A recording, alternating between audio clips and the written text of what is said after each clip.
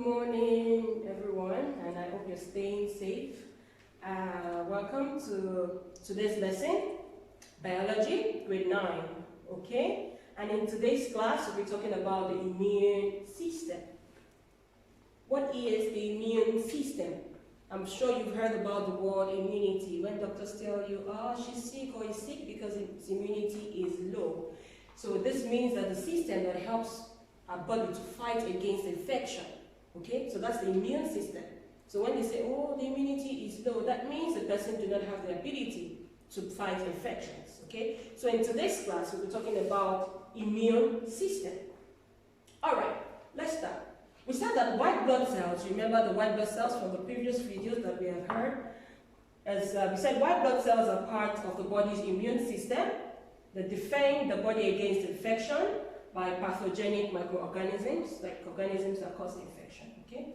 And we said there are two main types of the white blood cells. We have the phagocytes, or the phagocytes, and the lymphocytes. So the question says, name the two types of white blood cells. We have the phagocytes and the lymphocytes. All right, so we said that immune system, behind the immune system we have white blood cells as part of the immune system. So this picture is showing the phagocytes and the lymphocytes. Both are types of white blood cell. However, both are different. If you look at this diagram, you can see that in the lymphocytes, we have the nucleus as more like a regular shape. Okay, we have cytoplasm. But in the phagocytes, we have the nucleus. It has lobe shape. The shape is more or less irregular. So if you look through the microscope, how do you know if it's a phagocyte or this is a lymphocyte? Then you check the shape of the nucleus. All right, I'll take us through what each of these does in a minute, but I need us to understand how to differentiate them when we view them under the microscope. So this is what? The lymphocyte. Why? It has a regular nucleus. This is what? A phagocyte. Why? Because the shape of the nucleus is irregular. It has a lobed shaped nucleus. So, what does the lymphocyte do? How do they perform their function? So, let's go. The lymphocyte, what they do is they produce antibodies, okay, to destroy pathogenic cells and antitoxins to neutralize the toxins released by pathogens. So we said that the immune system helps us to fight infection, okay? We said that white blood cells are part of the immune system. And we said that we have two types of white blood cells, the lymphocytes and the phagocytes. So, we said that the lymphocytes, what do? They produce antibodies. Okay? And these antibodies, they destroy these pathogenic cells are the ones causing the infection or causing the disease or causing the illness. So when they produce these antibodies then fights and destroys the pathogenic cells. They also produce antitoxins. What do these antitoxins do? They neutralize the toxins already released by these cells. Okay? So antibodies will destroy the pathogenic cells and the antitoxins will neutralize the toxin released by the pathogens. And how can we recognize them when we look at them under the microscope? I already said that they have large round nucleus. Okay? Which takes up mainly the whole cell, and they are clear, they also have clear non-granular cytoplasm. You can see, this is an example of a lymphocyte. They have round nucleus. The nucleus almost takes over all the cell. So how does a lymphocyte perform their function? How do they help us fight infection? One, produce antibodies that fight pathogenic cells. They also produce antitoxins that neutralizes the toxins released by pathogens. So we go to the phagocytes. Like I said, you see the shape? Like a lobed shape. Okay, we said the phagocytes have a sensitive cell surface membrane that can detect chemicals produced by pathogenic cell. Okay, their cell surface is very sensitive, so they can detect the chemicals that is produced by the pathogenic cells. Remember, pathogenic cells are the cells that causes the disease or the infection or the sickness or the illness. All right? So, once they come across this pathogenic cell, they would engulf it, they would take it in, like swallow. Let me use the word swallow, all right? Maybe we will understand that. They would take it in or swallow it and releases digestive enzyme and then digest it. Clots, that's all, finished.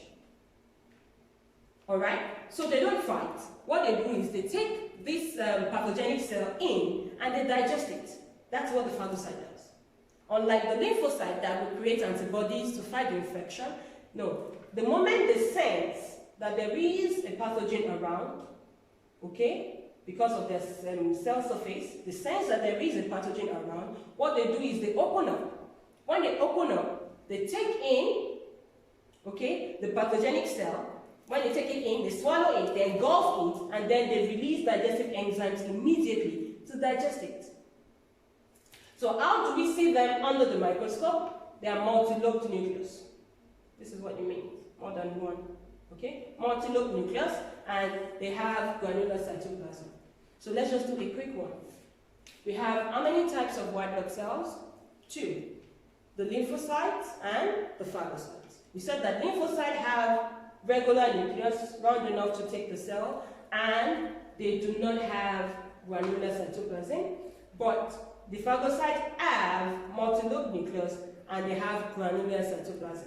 How do the lymphocyte help us to fight infection? They create antibodies that fight the pathogenic cell, and they also create antitoxins that neutralizes the toxin that the cells have already produced. But in the case of phagocyte, it's different. What they do is when they sense that there is a problem, they sense that there is a pathogenic cells, they just open up, they engulf the cells, they release digestive enzyme, and they digest the pathogenic cell.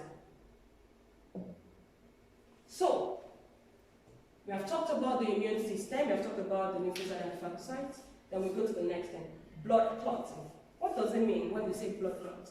You can see a picture here.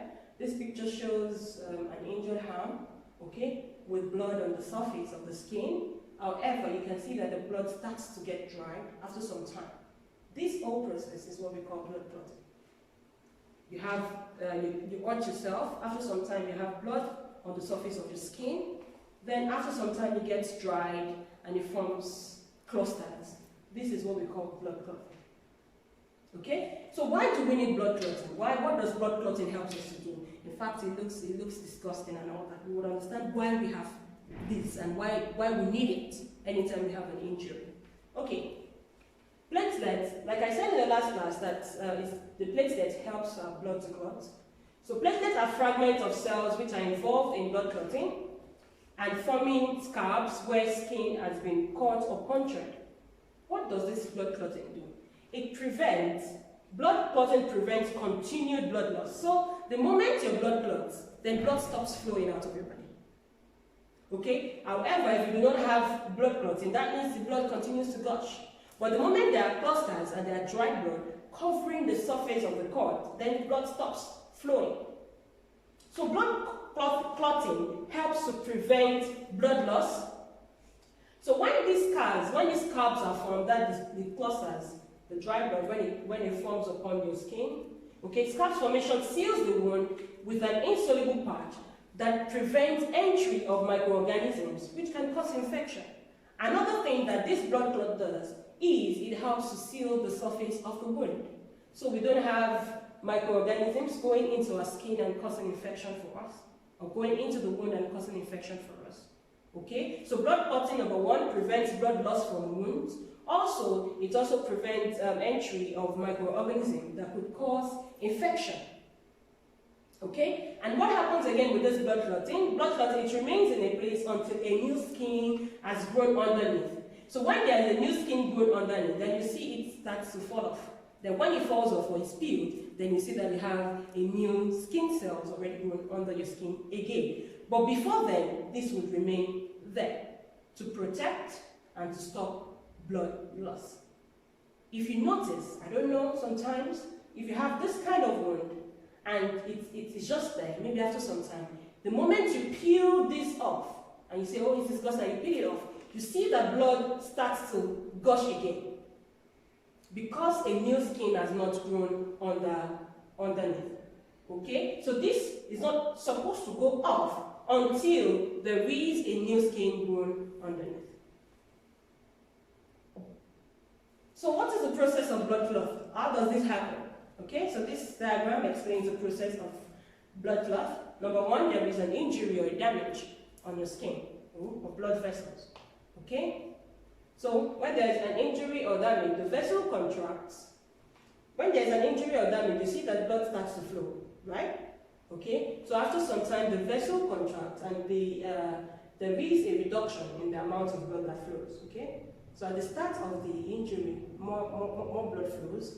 After some time, there is a reduced amount of blood flowing. Then you have platelet flow. The platelet then covers up, and then you have fibrin clot. So these are the 4 processes of blood clotting: injury or damage, vessel contract, platelet clot, and fibrin clot. Let's see what happens. Injury or rupture to blood vessels. Okay, blood vessels around the wound constrict. Okay, to reduce blood flow to the damaged area. So we have reduced blood flow. Okay, then activated platelets stick to the injury site. That's when you have the dry clusters. Platelets become sticky and clump together to form a platelet plug. Okay? Platelets and damaged tissue release clotting factor. Blood clot mechanism to form fibrin, which acts as a mesh to stop bleeding. Then this fibrin acts as a covering, a mesh, like a net, okay, to stop bleeding. So basically, that is the whole thing about blood clotting. When a skin is broken, there is a wound. Okay, immediately the platelets arrive to stop the bleeding. A series of reactions occur within the plasma. Okay, the platelet release chemicals that cause soluble fibrinogen proteins to convert into insoluble fibrin and forms an insoluble mesh across the wound, trapping red blood cells, therefore forming a clot. The clot eventually dries and develops into a scab to protect the wound from bacteria entering. So if I tell you, why do we need blood clotting? What is the importance of blood clots? Number one, it prevents infection from coming into the wound. That's number one. Number two, it also reduces the loss of blood after an injury. So what are the process of blood clotting? There is an injury or damage. The vessel contracts. There is a platelet flow, and there is a fibrin clot. So I hope you understand today's lesson. That will be all for today, and I'll post the homework on the WhatsApp page. When you're done with your homework, you would also send it back to me through my WhatsApp. All right? Thank you so much for listening to this class, and please stay safe. All right? Thank you.